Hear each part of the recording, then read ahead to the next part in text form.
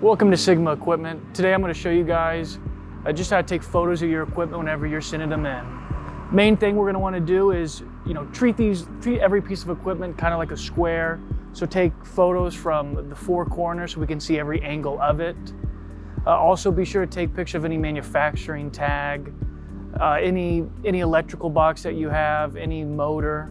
Always make sure to get those tags in there so that way we can confirm what they are. For instance, what I can show you guys is whenever you go into your control panel, make sure you get a picture of the outside just so we can see how it looks with the double doors, how it flows.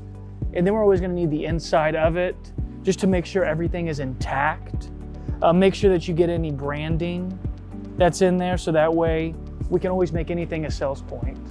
And usually on the inside of the door, it's always good to see, just in case there is any information based on the inside. For instance, this one has the nameplate with the model and serial.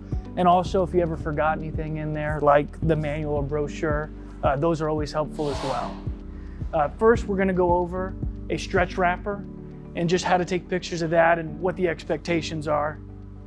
We're gonna need overall photos of it. So just act like it's a square and you're gonna be taking pictures from each corner of that square. Because whenever you're selling something, you're gonna wanna know exactly how it works. So you take one from here and make sure that you get the whole machine in there. And then so forth, just finish that square. Specifically for this, we wanna know what the turntable looks like. And if you do have a tape measure handy, it always helps speed it along if you show us how long it is and what the diameter is of this turntable. Another is going to be the mast, because that's always going to be important for wrapping, and also the film carriage. Another big thing with these are going to be taking pictures of every single motor that you have on it, and always take pictures of the nameplates on the motor as well. It's going to have the voltage and it's going to be able to tell us what this can handle. There's always going to be a nameplate. Typically on stretch wrappers, they're going to be on the control box. It's going to be on the side. So make sure that we can see those model numbers and the serial number. Just that way we can confirm what you're telling us, what the machine is. Next, we're going to be taking a look at this PAC heat sealer. And when it takes to taking pictures of this heat sealer, just make sure to take pictures of any kind of intricate detail that you might want to know. Because once again, treat it as if you're selling it yourself.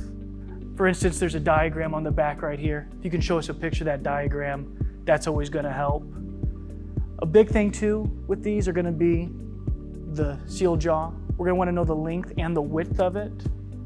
You're going to want to know its overall length and width, and also the actual jaw itself.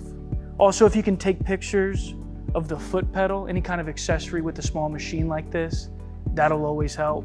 For this last one, we'll be looking at a Bell 252 top-only case taper. Now when it comes to one of these tapers, we're gonna need to know and confirm that it is only a top-only. So taking a picture of the tape head, and if you can measure the tape head, letting us know the length of it and the width, that'll always be helpful. Also, taking pictures of the inside of this frame so we can see how high it adjusts, lets us know the height capabilities. Also measuring it will always help us know. If you have a piece of equipment that you're not sure how to photograph or have any questions at all, feel free to reach out to us at sigmaequipment.com.